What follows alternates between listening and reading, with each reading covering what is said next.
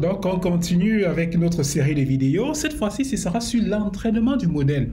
Dans la vidéo précédente, je vous ai parlé du pré-traitement des données, la visualisation avec ce que c'est que les ensembles d'entraînement, d'évaluation, de validation. Mais à présent, ce que je vais faire, c'est vous montrer l'entraînement du modèle. Juste une chose, une précision. Dans la vidéo précédente, on vous a montré plutôt comment diviser en deux groupes. En fait, puisque normalement, je vous ai dit on devait diviser en 3 groupes, je vous expliquerai dans la suite des vidéos, vous comprendrez pourquoi on a juste divisé en 2 groupes.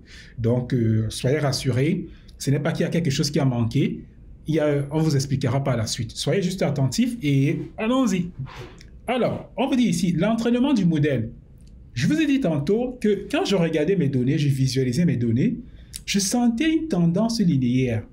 Donc, par là, je comprends qu'un modèle de régression linéaire peut être important, peut être approprié. C'est pour cela que ce que je vais faire, je dis ici, initialisez votre modèle de régression linéaire. Parce qu'en fait, finalement, le modèle que nous allons utiliser ici pour notre apprentissage supervisé, c'est un modèle de régression linéaire. Et ça fait du sens puisque nous avons visualisé et on voit vraiment que la tendance est linéaire. Alors, comment on fait ceci? Je vais vous montrer. Donc, voilà mon modèle de régression linéaire. Il faut d'abord que j'aille chercher le module où se trouve le modèle de régression linéaire. Ce module, c'est Linear Regression, Linear Model, pardon. Donc, je vais faire ici, from. Donc, je m'avais cherché mon modèle de régression linéaire. Ce qui va me permettre de créer, en fait, ce qui va me permettre, le prototype qui va me permettre de créer mon modèle de régression linéaire. Donc, je dis from sklearn. En fait, je vous ai dit qu'il se trouve ce prototype qui m'intéresse, que je vais utiliser pour pouvoir créer mon modèle de régression linéaire, se trouve dans le module Linear Model de la librairie sklearn. C'est pour cela que je fais from sklearn. Donc, à partir, je dis à Python, va dans la librairie sklearn, plus précisément dans le module Linear Model, et va me chercher le prototype. C'est ce qu'on appelle des classes en fait. C'est un prototype qui vous permet de créer des objets. C'est avec ce prototype qu'on va créer, n'est-ce pas, notre modèle. SG, voilà, c'est ça ici, SGD régresseur. C'est ça qui va me permettre de créer mon modèle de régression linéaire. Et maintenant, je vais appeler mon modèle de régression linéaire, REG égale, je fais SGD, régresseur, tout simplement. Voilà.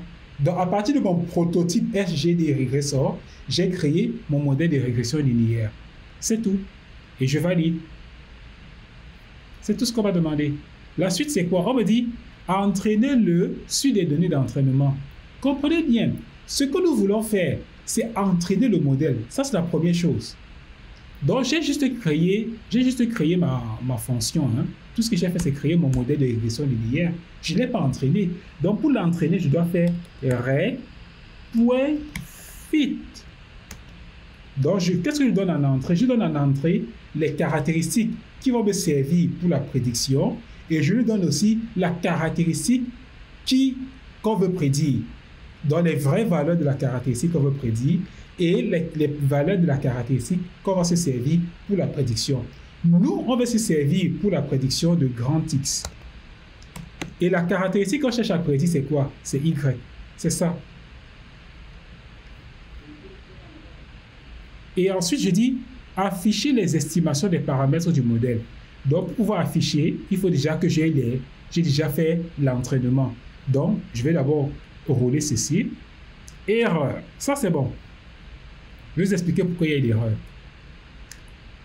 Regardez, on vous dit ici, quand on regarde l'erreur, on vous dit reshape your data either using array.reshape -1 if your data has a single feature.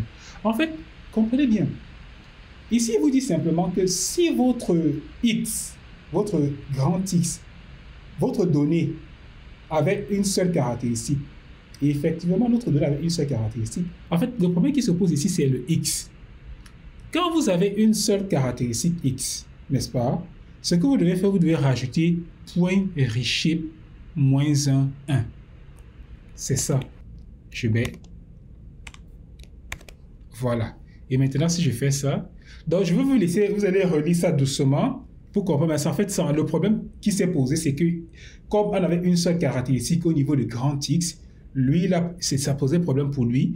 Il fallait que on utilise la fonction. Pour arranger le problème, il a proposé d'utiliser reshape. C'est tout simplement ce que j'ai fait. J'ai point reshape, moins 1, 1, c'est tout. Là, je viens d'entraîner mon modèle. Vous l'avez entraîné. Maintenant, vous dites afficher les coefficients, les estimations des paramètres du modèle. J'aimerais, tout avant de vous afficher les paramètres du modèle qu'il a estimé, vous rappeler une chose. Lorsqu'on avait créé notre fonction, lorsqu'on avait créé nos jeux de données, souvenez-vous, je vais vous montrer quelque chose. C'est très important pour que vous gardiez ça en esprit. Qu'est-ce que moi j'avais fait? Regardez, voici là où on avait créé. On avait créé x, et après on avait dit y égale à 2x moins 5. J'ai rajouté des valeurs par la suite. En fait, ce qu'on s'attend à avoir, c'est que les estimations que le modèle va proposer soient proches de 2 et de 5, de moins 5. C'est en fait ça. Parce que le modèle de régression linéaire, c'est sous la forme AX plus B. Donc, et les estimations que votre modèle va fournir, c'est les estimations de A, des coefficients A et B. Donc, ce qui serait bien, pour que votre modèle soit pertinent, il faudrait que votre estimation de A soit proche de 2 et votre estimation de B soit proche de moins 5. C'est ça. Donc, on va voir ce que ça va nous proposer. OK. Donc, ici, j'ouvre une autre cellule. Je fais ici reg, point, pour avoir le coefficient A, c'est cof. Qu'est-ce que ça me donne? Regardez, ça c'est magnifique. 1,87. Il est proche de 2. Donc c'est bon. Je ne dis pas que c'est le meilleur résultat, mais ça fait du sens. Et maintenant, pour le coefficient B, c'est quoi? Je fais reg, point, c'est intercept. C'est lui le coefficient de B. Et on va voir s'il est proche de moins 5. Moins 4,94. Donc, il est vraiment proche de moins 5. OK? Donc, ça, c'est bon. Ça, c'est intéressant. Donc, on vient de voir ici que notre modèle a pu faire des estimations. Ça, c'était juste pour vous montrer un peu comment ça se passe l'entraînement. Et je dis ici par la suite, afficher, visualiser sa prédiction par rapport au point de données. Afficher les données avec la droite d'ajustement linéaire. En fait, la question 4 et 5 que je suis en train de vous poser, c'est tout simplement pour vous dire, écoutez, vous avez entraîné votre modèle. Ce que moi je veux maintenant, c'est que vous visualisez les prédictions pour voir si ce que vous avez prédit fait du sens quand vous le regardez de manière visuelle. Donc, ce qu'on va faire, c'est qu'on va représenter d'abord le nuage de points qu'on avait au départ. Et maintenant, représenter sur ce nuage de points les prédictions. Est-ce que les prédictions se rapprochent de la réalité? Est-ce que les prédictions sont proches des valeurs vraies, des valeurs réelles? C'est en fait ça l'idée de la question. Vous représentez le nuage de points brut de départ, vous représentez les prédictions et vous observez, est-ce que ça fait du sens? Est-ce que c'est proche des valeurs, des vraies valeurs? C'est ça en fait que je vous demande. Donc pour le faire, j'ai besoin des prédictions. OK. Donc pour faire les prédictions, qu'est-ce que je fais? J'écris ici prédiction égale reg, point, il y a la fonction prédict. Prédict. Donc ça me demande de prendre x. Bon, souvenez-vous tout à l'heure, comme x, mon x ici a une seule caractéristique, donc il faut faire reshape. Sinon on va avoir la même erreur. On va encore avoir la même erreur de tout à l'heure. Donc, je ne veux pas connaître cette erreur. C'est pour ça que je fais déjà cela. Voilà les prédictions. Maintenant, quand j'ai les prédictions, je peux maintenant représenter. Je représente mon nuage de points, scatter, c'est X. Attention, les prédictions ici, c'est par rapport à quoi? C'est par rapport aux données. Parce que moi, j'ai fait l'entraînement sur les données d'entraînement. Mais je fais les prédictions sur les données d'évaluation. Gardez ça en esprit. Donc, je fais ici X test. Voilà.